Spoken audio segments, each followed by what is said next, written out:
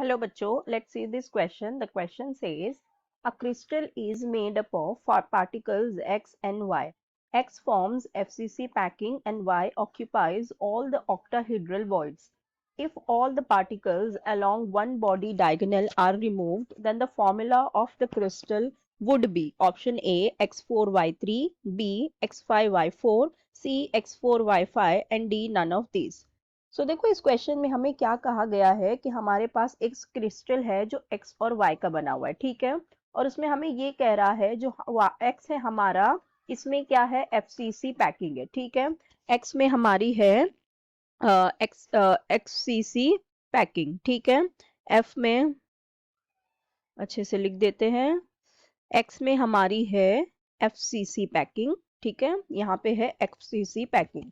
फिर हमारे पास y जो है ये क्या कर रहा है, y is occupies all the octahedral voids, ठीक है। y क्या है, octahedral voids है।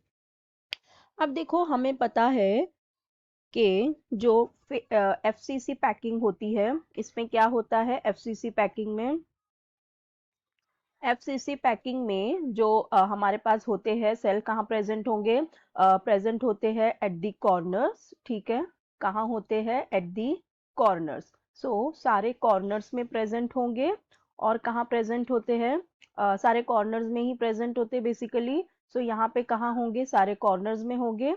और फिर कहाँ होंगे, फिर इसमें होंगे हमारे पास जहाँ पे फेस सेंटर होगा वहां पे, ठीक है। एक होते हैं कॉर्नर में और होते हैं फेस सेंटर में, ठीक है। अब जो ऑक्टाहेड्रल वॉइड होता है हमारा, ऑक्टाहेड्रल वॉइड में कहाँ होता है, एक होता है सेंटर में और कहाँ होता है, और सारे एड्ज सेंटर पे होता है, ठीक है। सारे एड्ज सेंटर पे होता है। अब यहाँ जो हमें डायग्राम दिया हुआ है, ये एक एफसीसी लैटिस है, ठीक है। ये एक एफसीसी लैटिस का है। अब हमारे पास हमें दिया हुआ है कि जो एक्स है हमारा वो एफसीसी पैकिंग में, और एफसीसी पैकिंग में कहाँ होते हैं, कॉर्नर्स में होते हैं और सेंटर में होता है, ठीक है। इसका मतलब जो यहाँ पे रेड से रिप्रेजेंट किया हुआ है हमारा, ये सारे कॉर्नर्स में प्रेजेंट है, करेक्ट। तो ये सारे हमारे क्या हो जाएंगे, रेड वाले सारे एक्स हो जाएंगे। और जो हमारा वाई होगा, जो होगा हमारा ऑक्टाहेड्रल वॉइड्स, वो कहाँ होते हैं, वो एक होता है सेंटर में, जैसे ये एक दिया हुआ है सेंटर में, और ये सारे एड्ज पे होते हैं, ठीक है। ये जो ग्रीन वाला हमारा है ये हो जाएगा वाई, ठीक है। अब देखो, अब हमें क्या कह रहा है इस क्वेश्चन में कि if all the particles along one body diagonal are removed then the formula of the crystal, ठीक है। अब यहाँ से हमने एक बॉडी डायगोनल में से पूरा रिमूव कर दिया, ठीक है। एक बॉडी डायगोनल मतलब क्या हो जाएगा कि हमने पूरा ये एक डायगोनल लिया, पूरा यहाँ से इस तरह से ऐसे पास करके ले गए, और ये यहाँ पे हमने एक रिमूव किया। वेट, ये हो जाएगा यहाँ से इस तरह से, ठीक है। ये एक रिमूव हो गया।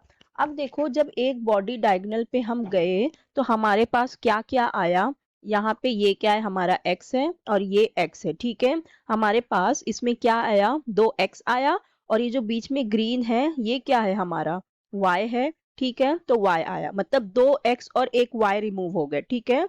दो x और एक y क्या हो गए हमारे, रिमूव हो गए, ठीक है।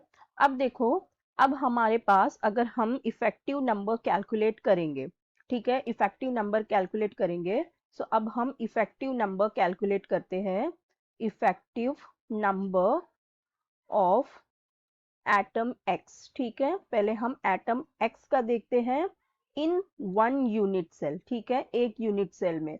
तो कितने हो जाएंगे, यहाँ पे हमारे पास होते हैं 8 होते हैं कॉर्नर्स में, और हर एक कंट्रीब्यूट करते हैं 1/8। लेकिन अभी देखो दो तो चले गए हैं, ठीक है, दो रिमूव हो गए हैं। तो अब कितने हो जाएंगे, 6 हो जाएंगे, और सबका contribution each of them contribute 1/8, correct. फिर हमारे पास है फेस सेंटर। तो फेस सेंटर में कितने होते हैं, 6 होते हैं, और इनका सबका कंट्रीब्यूशन होता है 1/2। तो यहाँ पे आ जाएगा हमारे पास 3/4 + 3, ये हो जाएगा 15/4, ठीक है।